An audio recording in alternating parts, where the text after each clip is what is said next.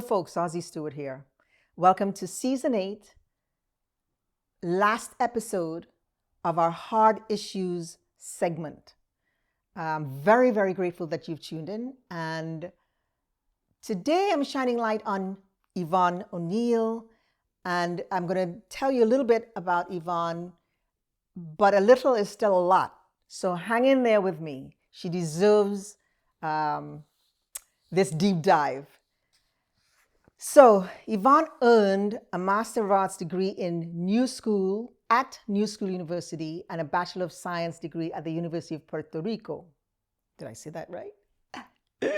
Yvonne completed the Women's Leadership Institute Certificate Program at the Hartford Seminary and Education for Ministry from the School of Theology, the University of the South.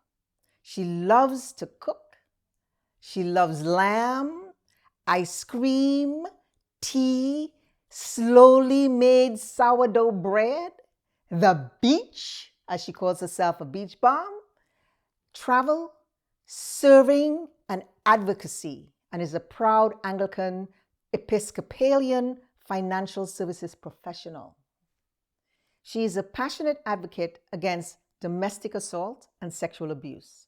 She's a member of the Task Force on Domestic Violence and Sexual Assault in the Episcopal Diocese of New York, where she brings years of experience and a deep commitment to this important social issue, which we've also been discussing in the last 3 episodes.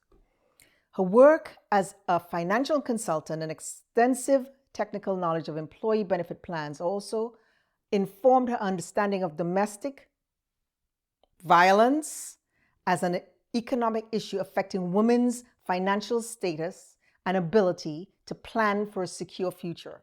Yvonne's commitment to empowerment extends beyond financial literacy as she educates women on the importance of recognizing and addressing abusive relationships. Through her position on various boards, including the Church Pension Group and the American College of Financial Services, she's also VP on the Board of Trustees of the Church Club of New York, served as the trustee of the Cathedral School of St. John the Divine, love that church, and the board of directors of the Society of Financial Service Professionals, and a member of the board of the Diocesan Episcopal Church Women and the Diocesan Council. Yvonne was elected lay representative to the Province No. 2 Council in April 2018. Appointed by the Archbishop of Canterbury to the Advisory Council of the Anglican Communion Office at the United Nations. Yvonne has attended UN meetings, for example, the Financing of Development Forum in Doha, Qatar, and currently promoting sustainable development in representing the Africa Development Interchange Network. She's a member of the Executive Committee of the NGO Committee on the Status of Women. She is active in other NGOs and was the co-chair of the NGO Committee on Sustainable Development New York. She's active in the New York City for CEDAW, which is the Convention on the Elimination of All Forms of Discrimination Against Women Act, working closely with the Commission on Gender to end all forms of discrimination against women. In the Episcopal Diocese of New York, she's a member of the Standing Committee, the Task Force Against Human Trafficking, and the Task Force on Domestic Violence, or, as we say, domestic violence and sexual assault.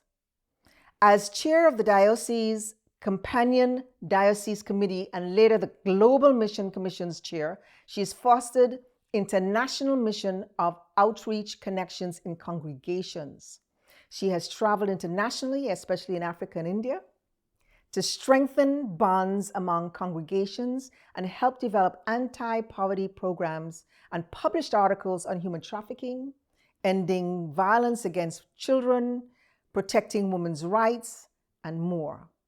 Yvonne was awarded the Society of Financial Services Professionals Paul S. Mills Scholarship, recognizing her lifelong commitment to education, volunteerism, and ethics. The Council of the City of Philadelphia honored and recognized Yvonne with a citation dated May 9, 2018, that's just recently, for her commitment to the advancement of women and girls in the United States and abroad. Now you can follow her at https://YvonneO'Neal.com. Check her out. Now we're going to get into the hard questions. So Yvonne, first question for you. What led you to become an advocate against domestic violence and sexual assault? Well, before I answer the question, Ozzy, I want to say thank you for having me on your podcast. It is a great honor for me to be here talking with you in my living room. So yes. What caused me to do this? Well, a number of things. As you mentioned, I am very active in my church. I'm a woman of faith, very active. And you read the Bible and you hear stories. And there are certain stories in the Bible that I feel shocking, that I find shocking. Mm-hmm. For instance, today we were talking about Sarah and Hagar. And in many ways, that can be a shocking story.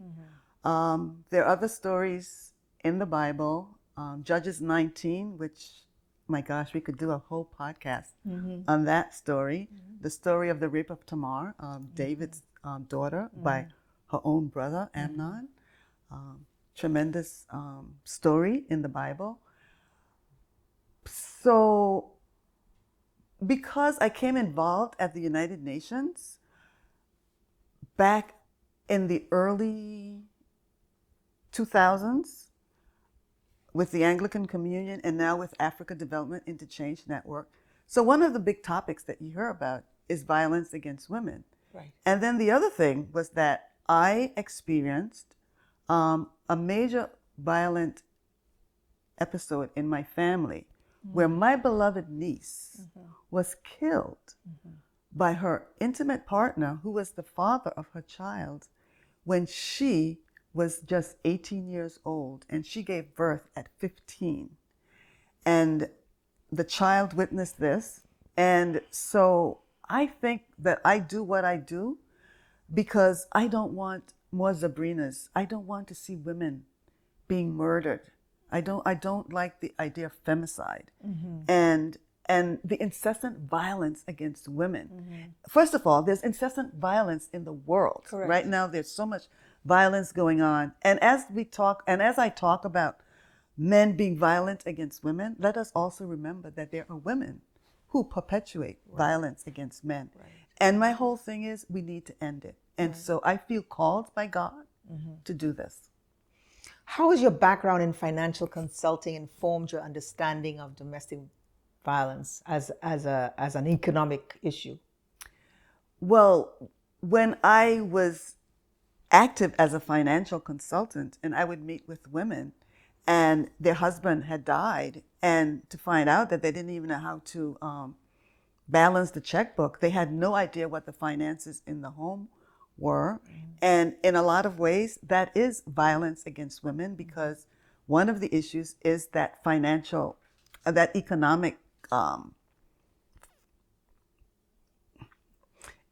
violence against women, because violence against women is just not physical.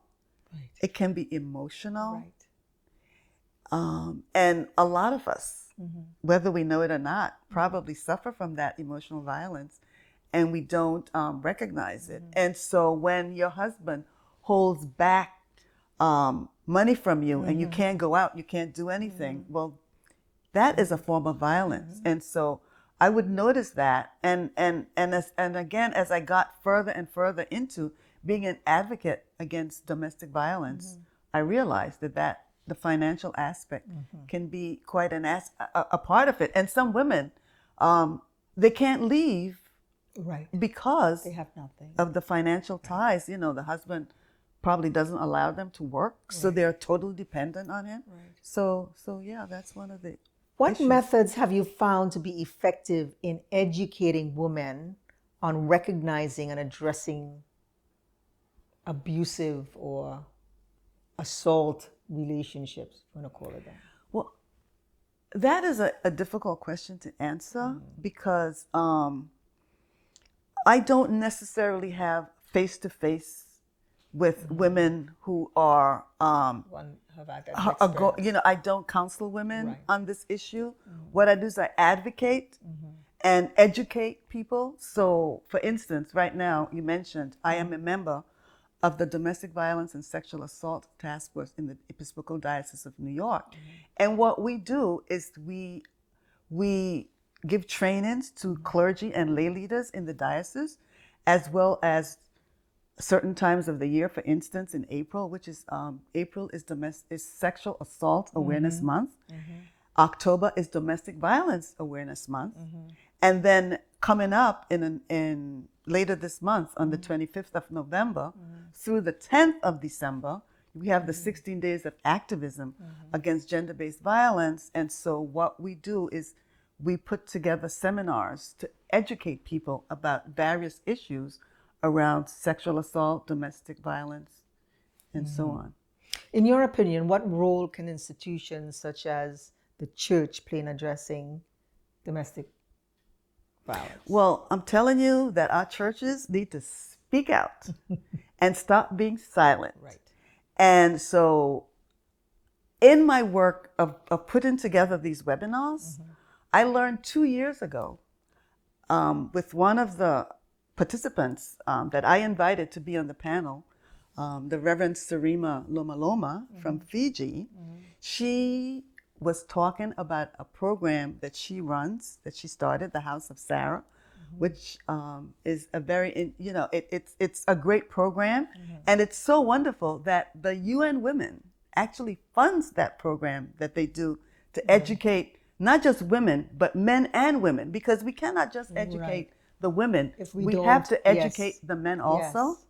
And so they get funding from UN Women. But one of the things I like about what she said was she talked about the fact that a few years ago, that their province actually started what they call Break the Silence Sunday. Oh, yes. Where on a particular Sunday, actually not just a particular Sunday, the first Sunday during the 16 days of activism against gender-based violence, they have a service geared towards having the voices and allowing the women or men who have been victims of violence know that they are cared for, they are loved, and it's a whole program where also they teach and they help the clergy people to address these issues, because it's an issue that our churches do not want to talk about. Why is that?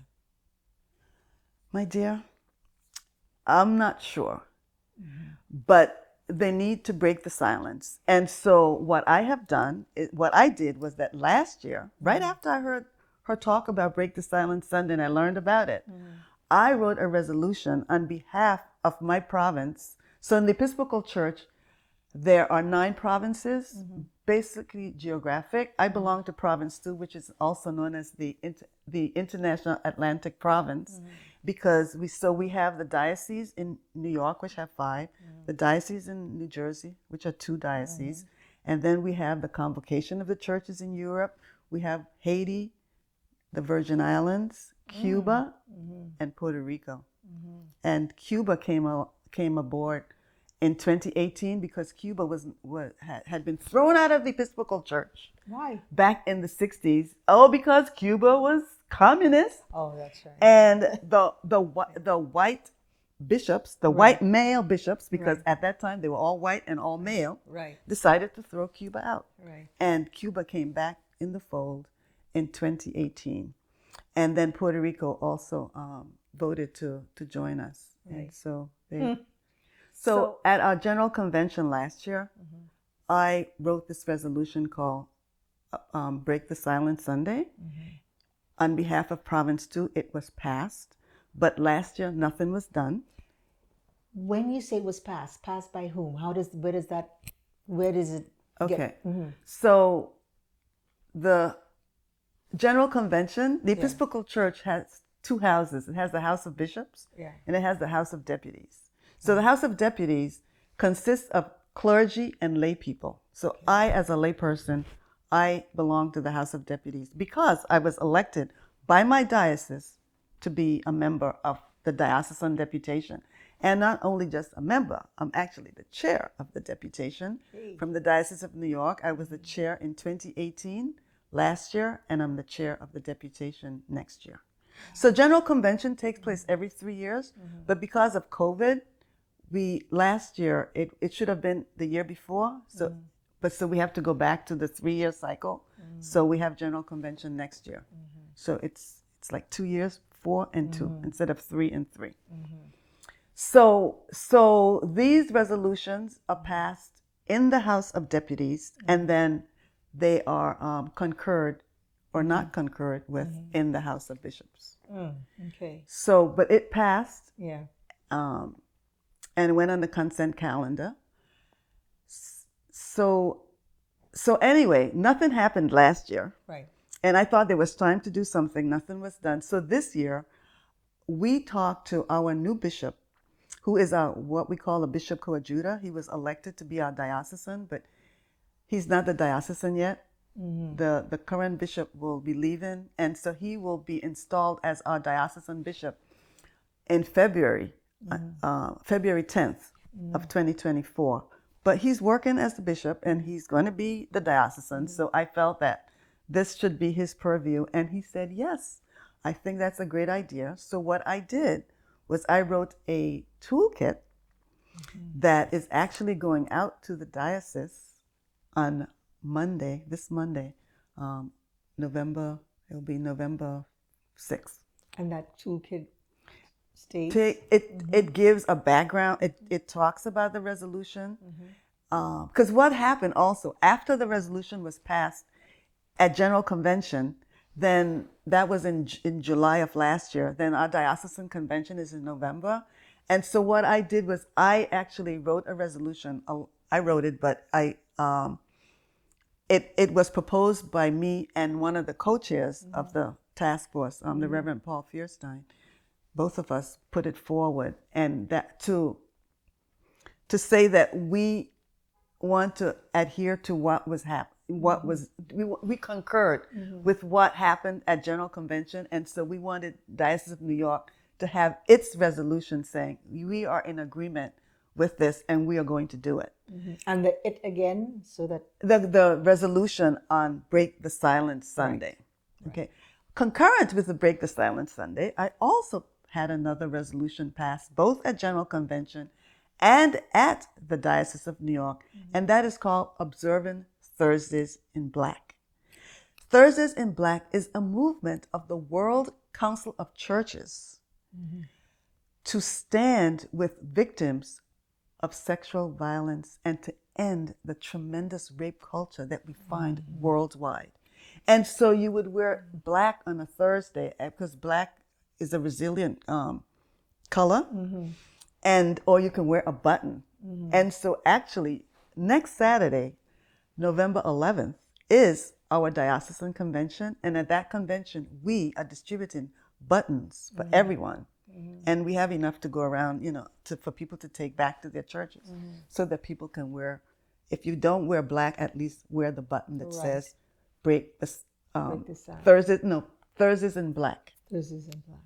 Wow. So the Thursdays in Black is something that's just started? No, it's been around for many years. We are just starting it in the Episcopal Church. Got it. But it's been around for a number of years. Wow. Yes, so one of the things about the buttons for Thursdays in Black is that it says, towards a world without violence and rape. And that's a big message that's out there. And it's a very powerful message that's around the world. And I actually learned about it from the Anglican Church in South Africa. That's where I first found out about it. And as soon as I found, and this has been many years, I wear black every Thursday. And I'm now finding out, you're teaching me anyway. What do you see as the biggest obstacles to addressing the domestic violence, and how can those obstacles be overcome? Well, in my opinion, yes.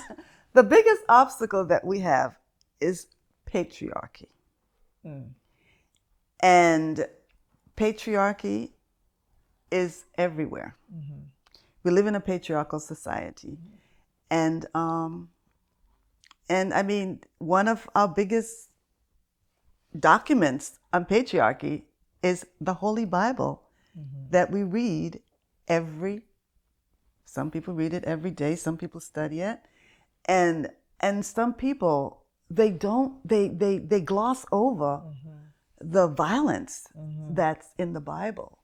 And so I don't think the violent stories in the Bible to give us a license to be violent. Right. I think they teach it. They're for teaching moments. Right. But people aren't seeing this. And because patriarchy is so ingrained in the belief that men are superior and women are inferior, and unfortunately, a lot of women, I'm sorry to say, buy that argument that they are somehow inferior. And then and I think, again, one of the reasons that there is violence against women is because, unfortunately, some women have low self-esteem and they don't feel that they are complete if they don't have a man.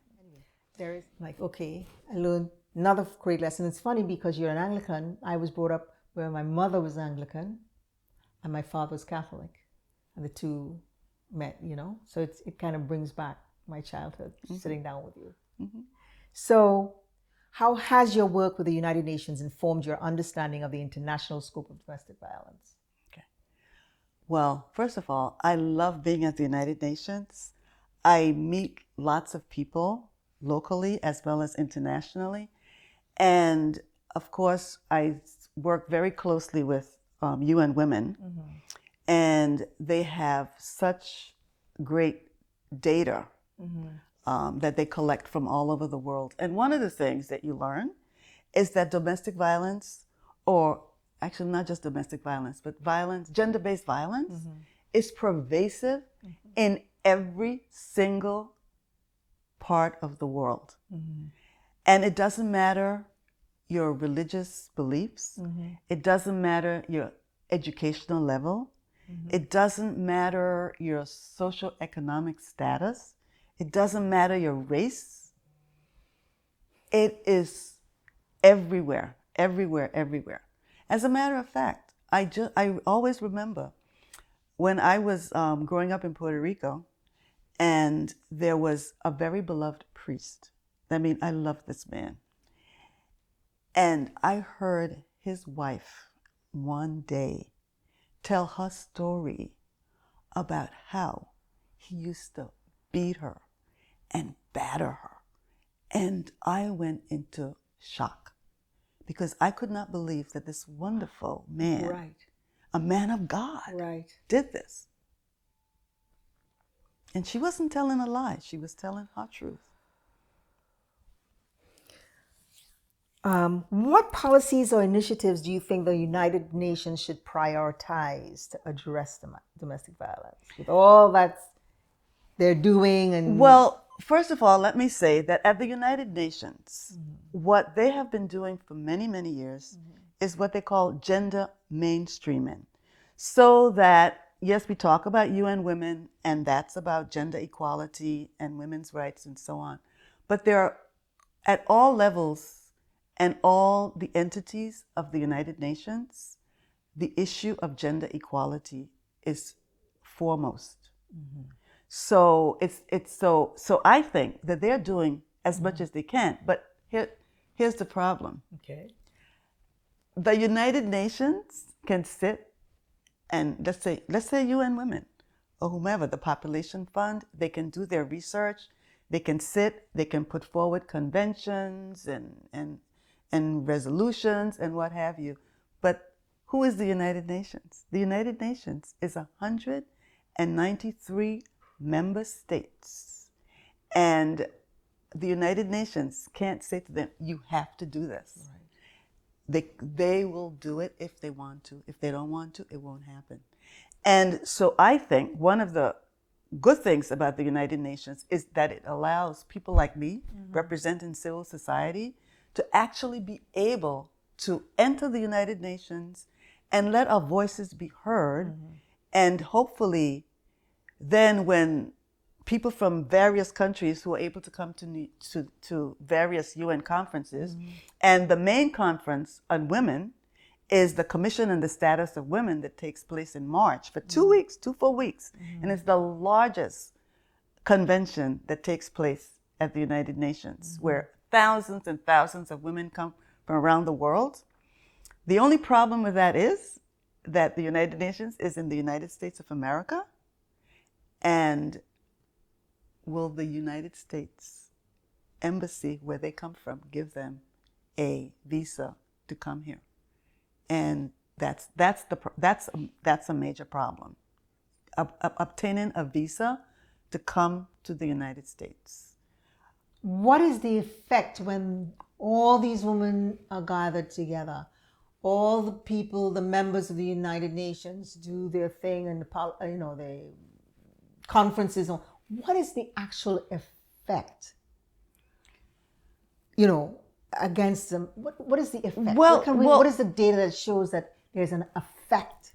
Because everything seems to be metastasizing. Well, one of the effects that I see is that there is this grassroots movement, this swell from the ground up, where women, are clamoring for their rights, and they're having their voices heard.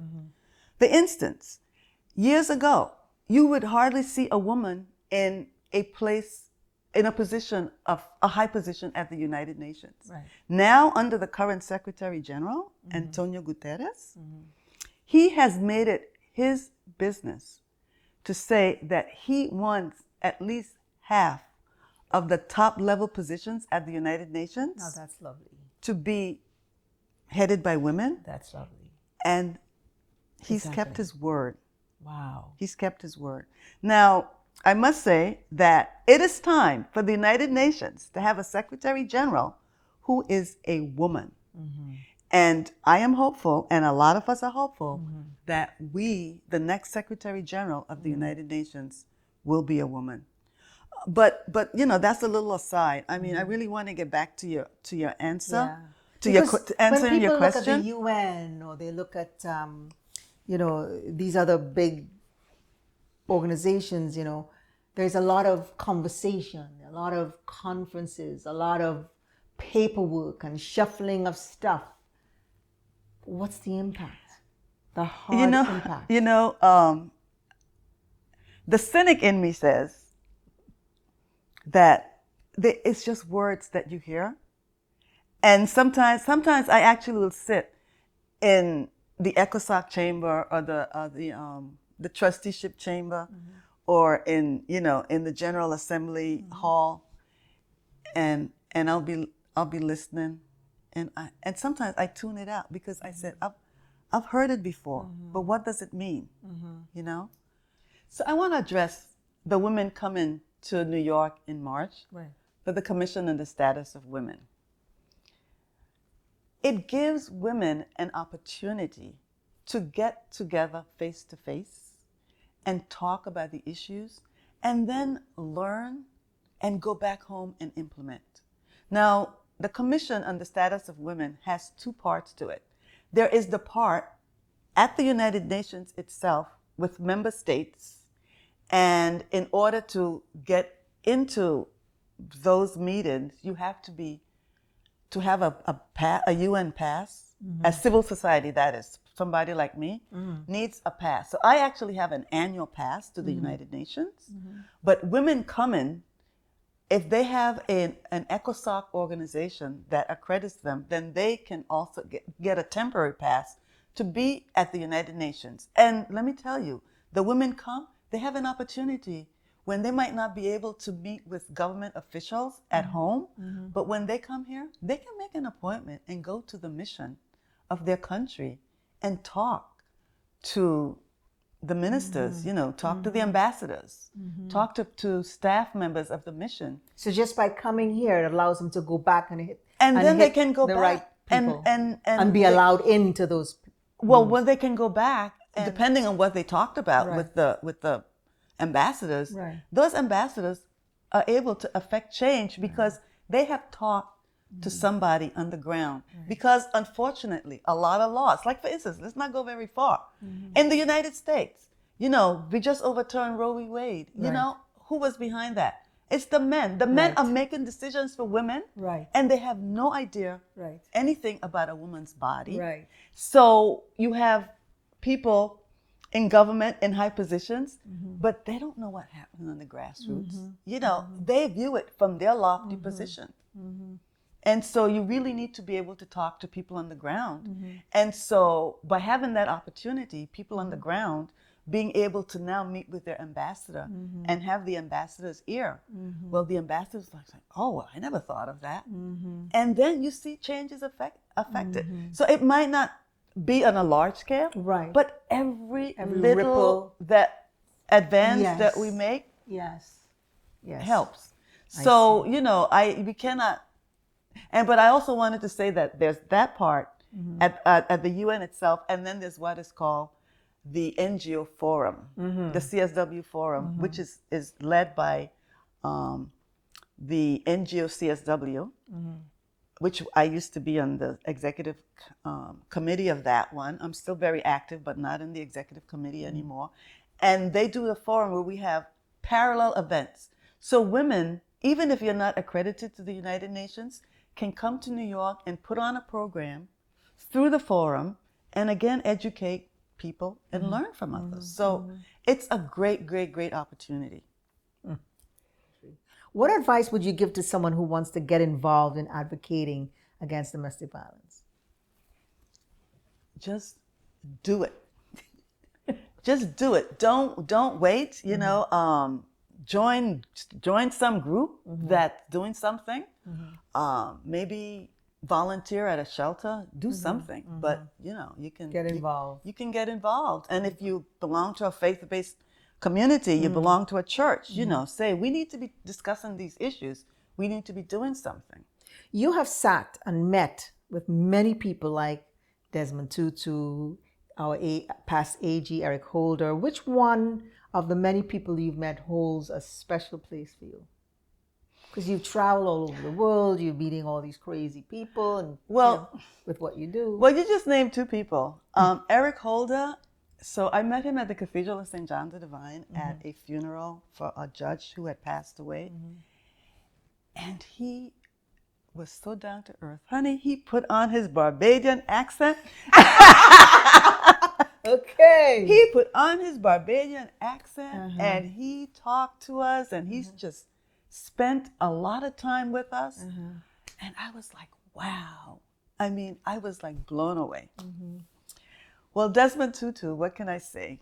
I actually met Desmond Tutu, I think before he was famous, before he was world famous. He was actually visiting Puerto Rico, and he was with the then Bishop of Puerto Rico, Paco Reus, and I happened to be around, and I happened to meet him,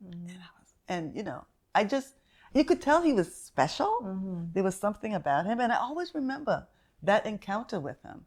And then I had the opportunity in 1995, and this was a life-changing moment for me. In 1995, I went to the second conference on Afro-Anglicanism that was held in Cape Town, South Africa, when he was the Archbishop of Cape Town and the Primate of all Southern Africa. And he was our host, and got to go to Bishop's Court for a garden party, be in various activities with him, sat next to him at the deliberations that were going on at the conference. And so it was wonderful. And I'll say that was a life-changing event, because the diocese, so in the Anglican world, we have things called companion dioceses. So a diocese in one part of the world can be companion with another. And at the time, New York had started out as a companion to the Diocese of Johannesburg, when Desmond Tutu was the Bishop of Johannesburg, and Paul Moore was the Bishop of New York, and it was during the apartheid movement times, of course.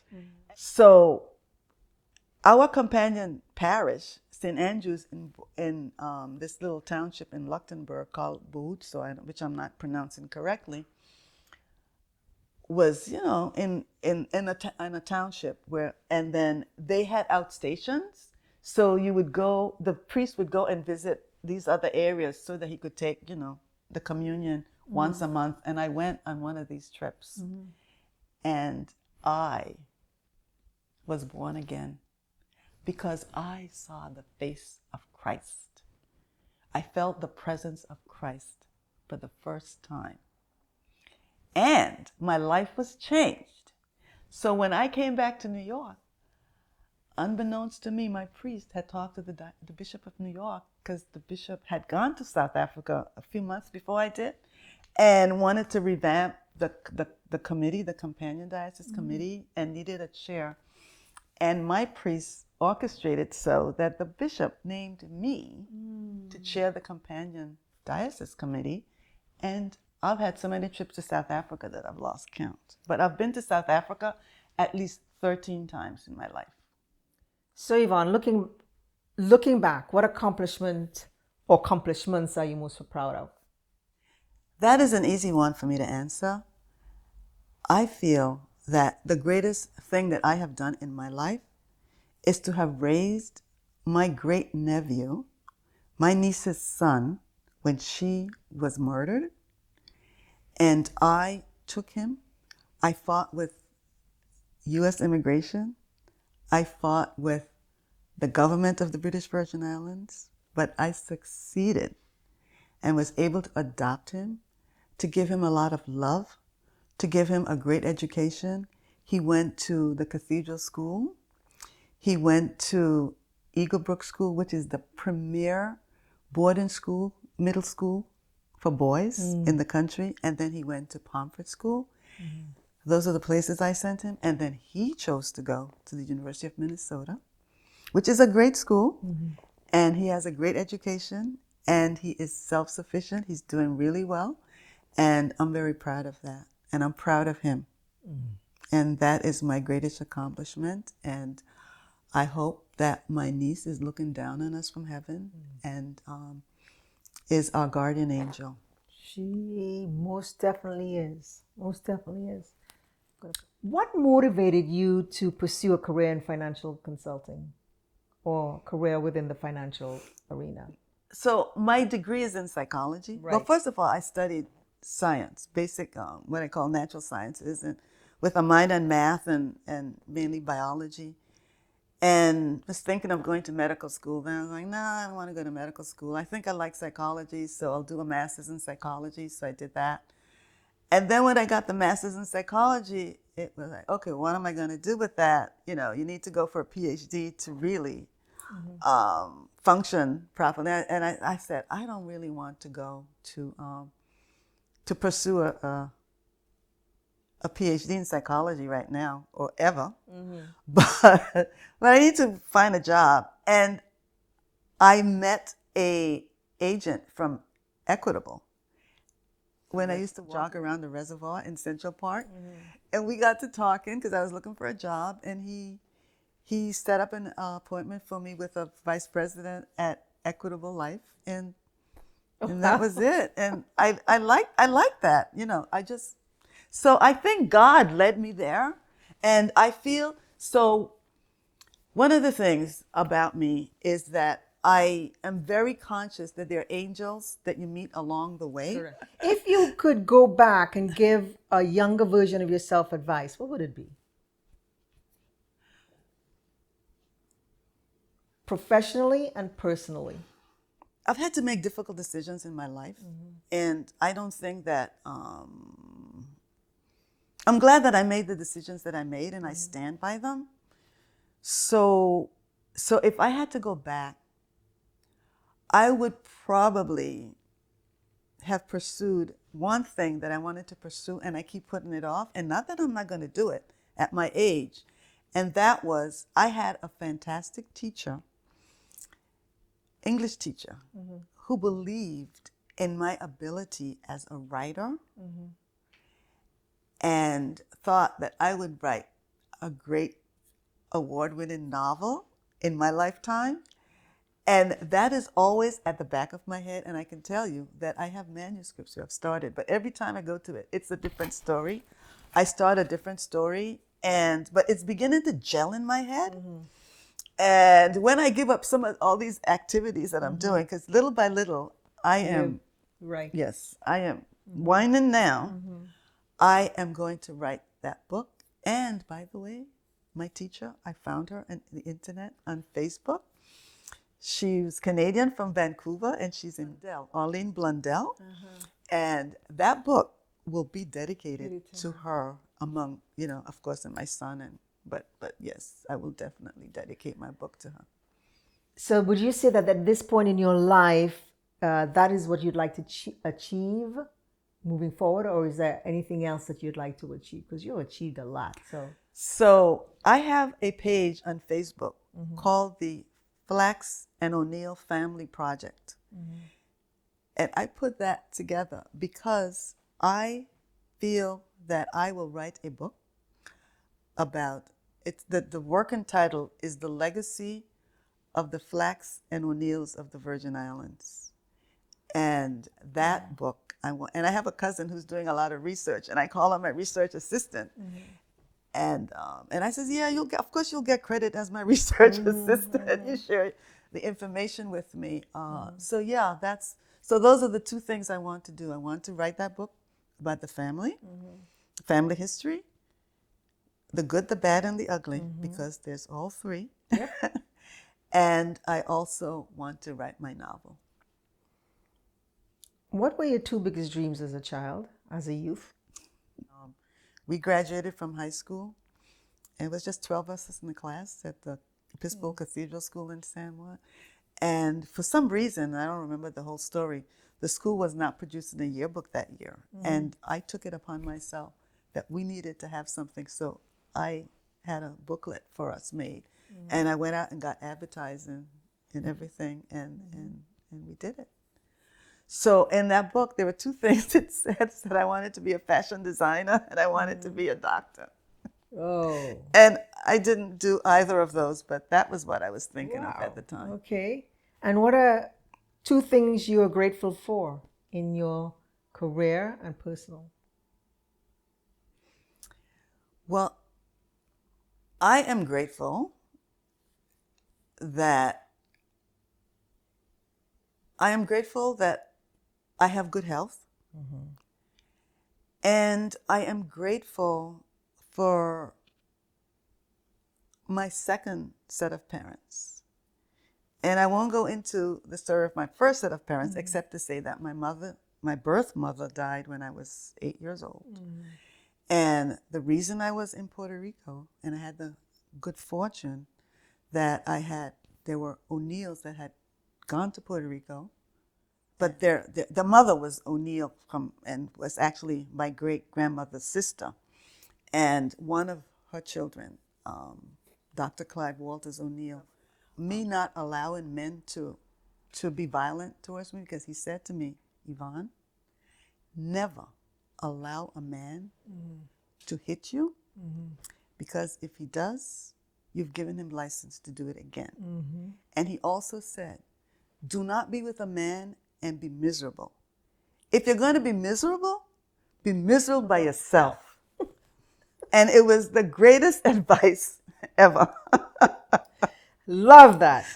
If you could be anywhere in the world right now, today, where would that be? Oh my God. Well, I would be on my island of Virgin Gorda. That's my love, the little Virgin Gorda. And if I can't be on Virgin Gorda, then put me in Cape Town, South Africa. Wow. That is another place that I love tremendously. If you could have coffee or tea or sourdough bread, you can break sourdough bread with any historical figure, who would you choose? The one person that I would love to have met, and who was not famous, but he was tremendous, and that's why I want to do this book about the family, is my great-grandfather, Moya Flax. There is something, he died in the pandemic, the influenza pandemic, in 1918 in Camagüey, Cuba. And I don't know, but I just feel a connection to him. I actually talk to him sometimes because I feel that he's by my side. Wow. And so I would give anything to have known him. Of course, it was totally impossible. But here's the thing. So when COVID came, and I caught COVID in May of last year, there was a voice, and I was here by myself because Aki was in Grenada. I was here by myself, and I was like really, really, really sick. And I would get up from the bed and go to the bathroom. And every time I went to the bathroom, there was a voice in my head saying, stay hydrated, stay hydrated, stay hydrated. And I knew, and then I got this message, and I knew it was him saying, I want to meet you, but I don't want to meet you because you've died of right in a pandemic. Now, how do you make the distinction between that voice and Holy Spirit? Let's put it that way. I don't know if there's a distinction. Maybe the Holy Spirit is speaking to me through him. I can't make the distinction. I really can't. Right. But sometimes, so for instance, when I was in South Africa and I saw the face of Christ, I knew that was the face of Christ I was looking at. And I knew that I was hearing Christ talk to me, not my great-grandfather. At that instance, I knew the difference. Okay. And because one of the things I remember when you mentioned that God used to talk to people before, but he doesn't talk to us now. And the minute I asked the question, I had the answer. I said, no, don't answer. I know the answer. The answer is God talks to us, but do we listen? Correct. And so I try to listen. Correct. I try to listen. How do you hope to be remembered for your work?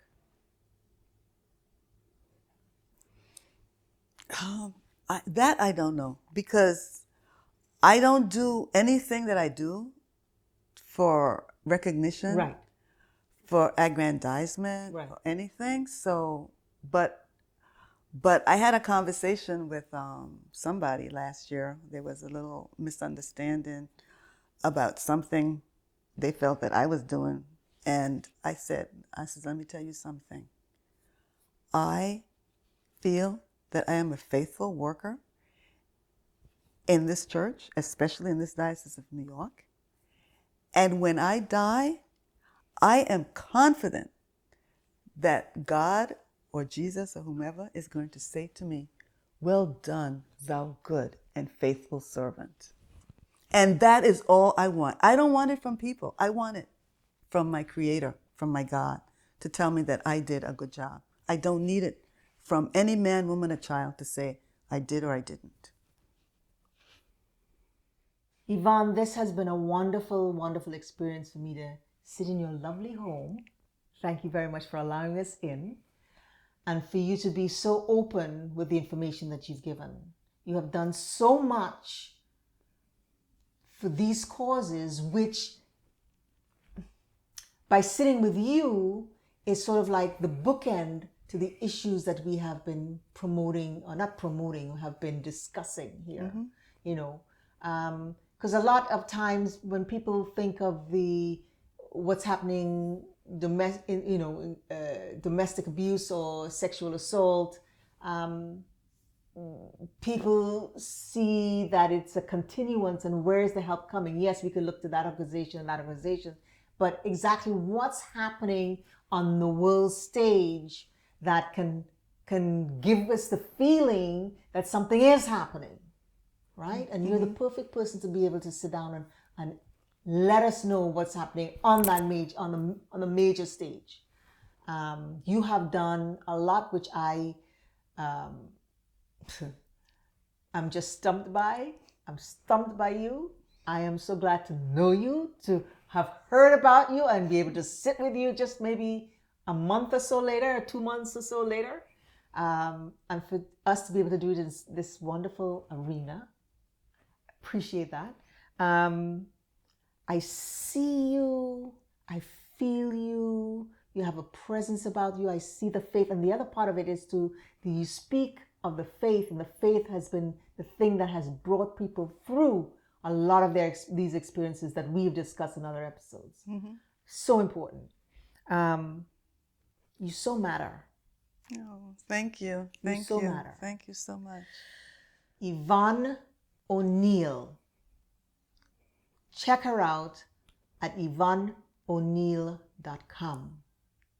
See what she's been doing on behalf of us women first, and also the larger and the children. And the children, right. Yeah. So thanks to Cheese and our OTC team. To you, my audience, thank you for spending this wonderful time with us, especially with this particular segment of Hard Issues. Please care to share. And remember, when you're on your beat, stay on the sunny side of the street safely, be health conscious, kind to one another, and don't forget to give thanks for the little and big gifts as we strive toward that beautiful life. Till the next, Yvonne. Thank you.